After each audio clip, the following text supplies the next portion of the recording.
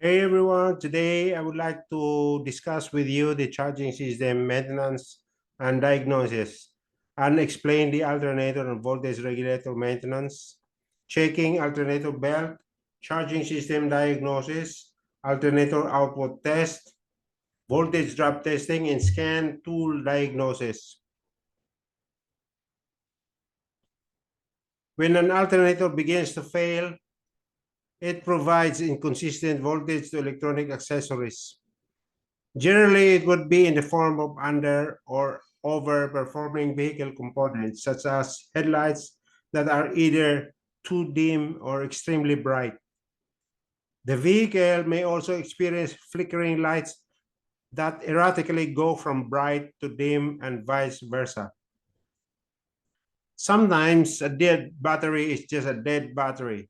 It reached the end of life in a few years, or the headlights were left on all night. Other times, however, a dead battery could be a sign that the alternator is malfunctioning, which may need servicing or reconditioning. The common faults of voltage regulator are high voltage output. If the output voltage is measured at 16 volts or more, it's likely that voltage regulator is faulty. An overcharging alternator can actually cause damage to various electrical components. Most commonly, headlights or taillights will prematurely burn out. One symptoms could be dips in power. A bad regulator may cause components such as the fuel pump, ignition system, or other parts which may require a minimum amount of voltage to not function correctly. The vehicle engine may experience sputtering, rough idling, or lack of acceleration. Another problem would be the instrument cluster doesn't work. The instrument cluster requires a certain amount of voltage to display all the information you need while driving. A bad voltage regulator may cause it to simply not work or behave erratically. Corrosion spreading on battery terminals and top of the battery can be a sign of failing voltage regulator, among other things. Check engine light or battery light comes on. It could mean that lots of causes, but it is always a good practice to scan for diagnostic trouble codes or run a quick voltage check using a multimeter to see if that's what is causing the issue.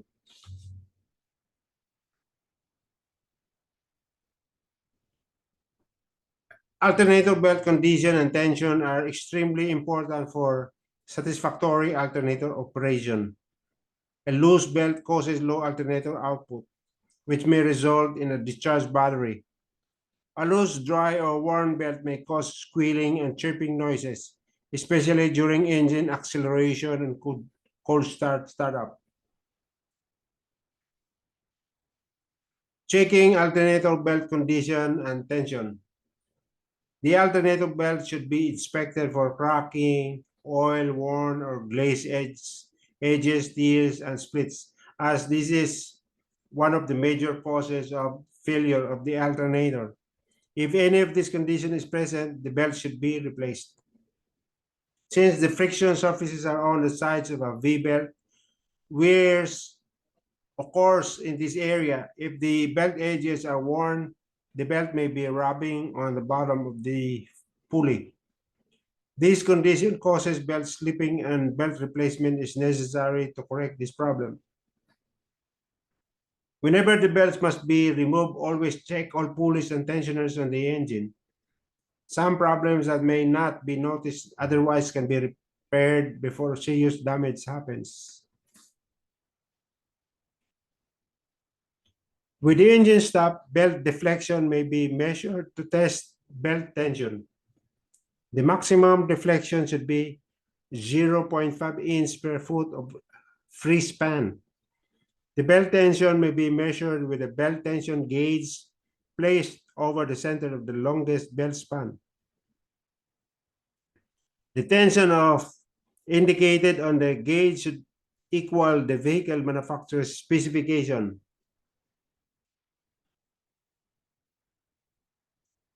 If the belt requires tightening, do this procedure. 1. With the engine stopped, loosen the alternator tension adjusting bolt in the alternator bracket. Next, loosen the alternator mounting bolts. Check the alternator bracket and mounting bolt for excessive wear. If these bolts or bolt openings are worn, replacement is necessary. Pry against the alternator housing with a pry bar to tighten the alternator belt. Hold the alternator in the position obtained and tighten the tension adjusting bolt in the alternator bracket. Retest the belt tension with the tension gauge. If the belt does not have the specified tension, then repeat the step one, which I have mentioned earlier, and hold the alternator in the position obtained and tighten the tension adjusting bolt in the alternator bracket. Tighten the tension adjusting bolt and the alternator mounting bolt to the specified torque. Some alternators have a ribbed or serpentine belt. Most serpentine belts have an automatic tensioning pulley. Therefore, a belt tension adjustment is not required. The belt should be inspected to be sure it is properly installed on its pulley in the belt drive system.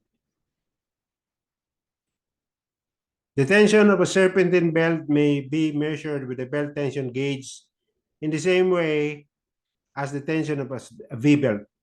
As the V-belt wears or stretches, the spring moves the tensioner pulley to maintain the belt tension. Some of these tensioners have a belt length scale that indicates new belt range and used belt range.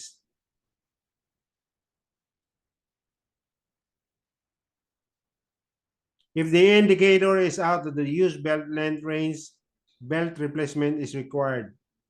Many belt tensioners have a half-inch drive opening in which a ratchet or flex handle may be installed to move the tensioner pulley off the belt during belt replacement.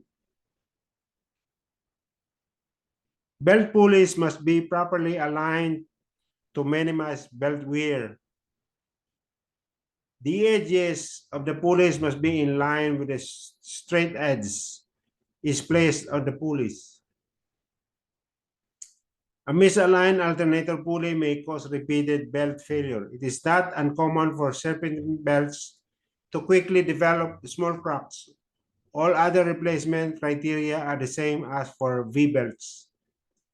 The most common indicators of the need to replace are pieces of missing belt ribbing and small stones embedded in the belt. During the replacement, carefully check the small grooves in the pulleys for debris. Small pieces of the old belt can stick to the pulleys and cause the new belt to slip and squeal if not removed.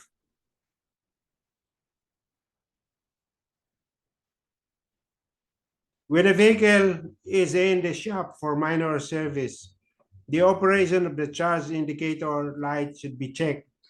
If the charge indicator light is on with the engine running, further alternator diagnosis is required. Inspect the alternator wiring for worn insulation and loose or corroded connections. Be sure the insulating boot is in place over the alternator battery terminal. The electronic voltage regulator is usually mounted integrally in the alternator or on the back of the alternator housing. On cars built after the late 1980s, there is no voltage regulator adjustment. If the regulator is mounted on the alternator end frame, be sure the regulator mounting bolts are tight and check any wiring terminals on the regulator for looseness and corrosion. With the engine running, listen for any unusual alternator noises. A growling noise may be caused by defective alternator bearings. Inspect the battery electrolyte level. If this level is excessively low, the alternator voltage may be too high. When the engine is accelerated, observe the brilliance of the headlights. If the lights become brighter or dimmer with engine speed, the alternator voltage may be too low.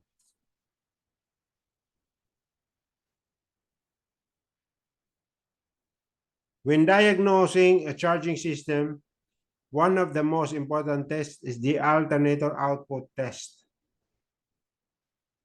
During the output test, the alternator is forced to produce full output. If the alternator passes this test, the alternator is satisfactory, and this proves the problem must be in some other part of the charging system. The alternator output test is often called full fielding the alternator. So if the battery is discharged, the alternator may not be producing the specified voltage and current. An alternator output test may be performed to determine if the alternator output in amperes is satisfactory. Follow the procedures to perform an alternator output test. 1. Inspect the alternator best condition and measure the best belt tension. Adjust or replace the alternator belt as necessary. Connect the volt ampere tester to the battery terminals with correct polarity. Install the ammeter inductive clamp over the negative battery cable. Turn off the electrical accessories on the vehicle. Start the engine and increase the engine RPM to 2000. Turn the load control clockwise on the volt ampere tester until the voltmeter indicates 13 volts and read the ammeter. The ammeter reading should be within 10 amperes of the rated alternator output if the alternator output is satisfactory. If the alternator output is not satisfactory, the alternator should be replaced. Turn the tester load control fully counterclockwise and allow the engine to idle. Shut the engine off and disconnect the tester cables. When performing an alternator output test, do not lower the charging system voltage below 12.6 volts. This action causes excessive current flow from the alternator and battery through the carbon pile load in the volt amp tester. Under this condition, the carbon pile load and other tester components may be damaged. Full fielding the alternator involves connecting a jumper wire or making a connection to the alternator field circuit that bypasses the voltage regulator and allows maximum current to flow through the field coil in the rotor. This results in maximum voltage and current output in the stator windings. A carbon pile load connected across the battery terminals limits the voltage to a safe value, such as 15 volts, during the test. Caution should be used when full fielding an alternator. Allowing the alternator to run in the full field mode for long will cause it to overheat and possibly damage it. On some older vehicles, the manufacturers recommended testing alternator output is by full fielding the alternator. Vehicle manufacturers have discontinued this procedure because of the possibility of high voltage damaging electronic systems and components on the vehicle. In most charging systems, the voltage regulator limits the charging system voltage to 13.8 volts to 14.8 volts. If the charging system voltage is continually below 13.8 volts, the battery may become discharged. A charging system voltage above 14.8 volts may overcharge the battery, resulting in excessive battery gassing. A charging system voltage above 14.8 volts may damage electrical and electronic components in the vehicle. Electronic mechanical voltage regulators are temperature compensated, which allows the regulator to provide a higher charging system voltage when the atmospheric temperature and the regulator are cold. This higher voltage compensates for the higher resistance that naturally occurs in a cold battery. This higher charging system voltage maintains some charging rate through a cold battery. Follow this procedure to test the charging system voltage. Number 1, connect the amp volt tester to the battery terminals as described for the alternator output test. Start the engine and turn off all the electrical accessories. Include the engine speed to 1000 or increase the engine speed to 1500 to 2000 RPM. Observe the ammeter reading. The charging rate on the ammeter should be about 10 amperes. If the charging rate is high, the charging system voltage may not be at peak. Allow the engine to run until the charging rate is about 10 amperes. And last, observe the charging voltage on the voltmeter. If the charging voltage is above or below the vehicle manufacturer's specifications, replace the voltage regulator. On many vehicles, diagnostic trouble codes or DTCs are set in the PCM memory or the power control module memory. If there is a defect detected in the charging system by the PCM, DTCs are set in the PCM memory when charging system defects occur on systems with the voltage regulator in the PCM and also on some systems with the voltage regulator in the alternator. Warning, when connecting or disconnecting a scan tool, the ignition switch must be off. If the ignition switch is on during disconnection or disconnection, electronic systems on the vehicle or the scan tool may be damaged. On some systems with the voltage regulator in the alternator, the PCM senses the charging system voltage and commands the regulator to turn alternator field on and off. If the PCM senses a charging system defect the required number of times and sets a DTC, the PCM illuminates the MIL. What's an MIL? MIL is the malfunction indicator lamp on your panel instrument or instrument panel. Scan tool is connected to the DLC data link connector in your vehicle to read the DTCs, which is the diagnostic trouble codes. On 1996 and newer vehicles with OBD2 systems, onboard diagnostic systems, the DLC is a 16-terminal connector located under the left side of the dash. After the scan tool is connected, turn the ignition switch on and complete the initial entries on the scan tool. These entries may include vehicle make, model, year, and engine code. After the initial entry, select red codes on the scan tool.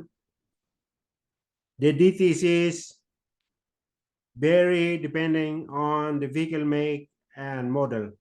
Always use the DTCs and diagnostic procedure in the vehicle manufacturer's service manual. Typical OBD2 system DTCs related to the charging system faults are the following. P0562 battery voltage low. The PCM sets the DTC if the battery sends voltage 1 volt below the specified charging voltage range for 13.47 seconds. The PCM or the power control module senses the battery voltage and then turns off the alternator field circuit and senses the voltage again. When the two sensed voltages are the same, PCM sets the DTC, the diagnostic trouble codes. The PCM sets this DTC the first time the fault is sensed. P0563 battery voltage high, the PCM sets this DTC if the battery voltage is 1 volt higher than the specified charging system voltage range.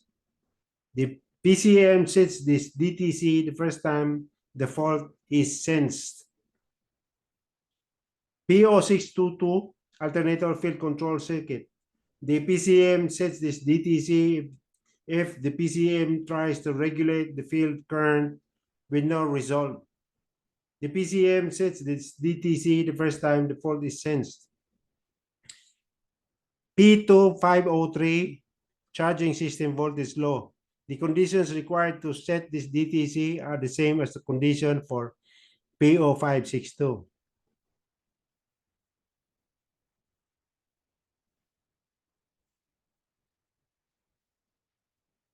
Excessive resistance in the charging circuit between the alternator battery terminal and the positive battery terminal reduces the voltage supplied to the battery. For example, a higher than normal resistance in this circuit may cause a 1 volt drop across the circuit. Under this condition, if the alternator voltage is 14.5 volts, the voltage supplied to the battery is 13.5 volts. When this condition is present, the current flow through the battery is reduced and the battery may become discharged. To measure the voltage drop across the charging circuit, connect the positive voltmeter lead to the alternator battery terminal and connect the negative meter lead to the positive battery terminal. Select the lowest voltmeter scale. If necessary, connect a carbon pile load across the battery terminals and adjust the load to obtain 10 to 15 amperes charging rate with the engine running. A voltage drop above 0.5 volt indicates excessive charging circuit resistance.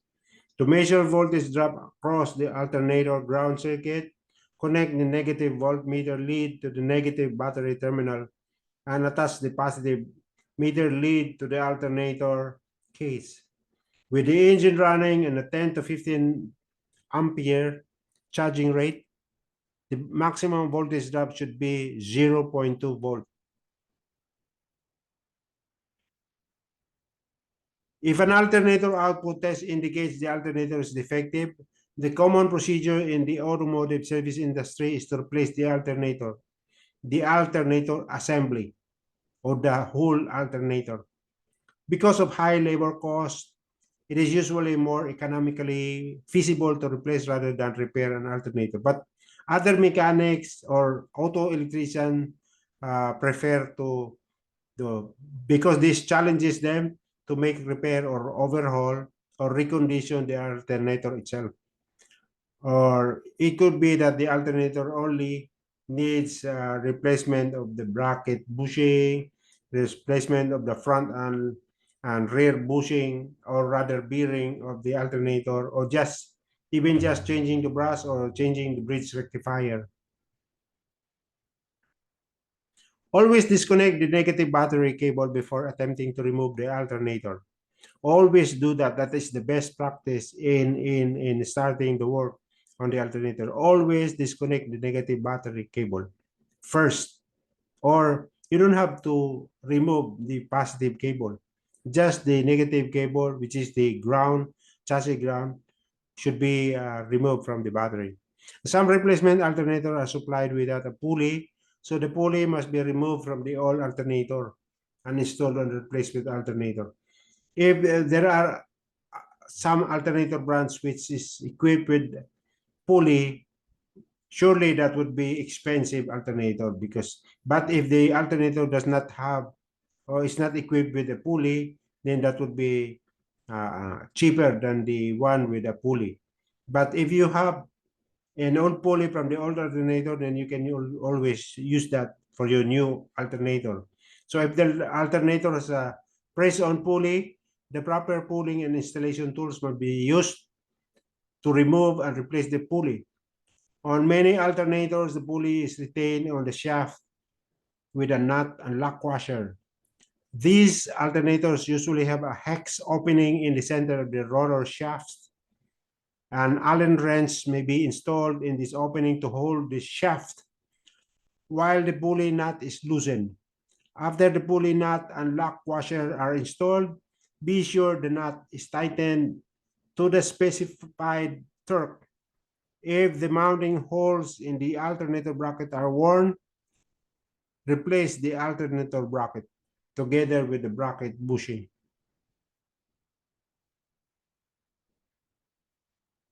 That's it for today's topic. Thank you for watching.